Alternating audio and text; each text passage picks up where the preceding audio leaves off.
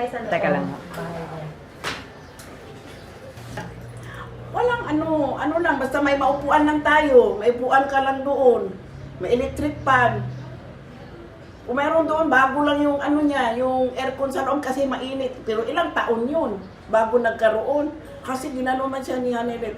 Tingnan mo si Inday, may aircon, bakit yung bahay natin wala? Mayo nga matingaro sa mga publik.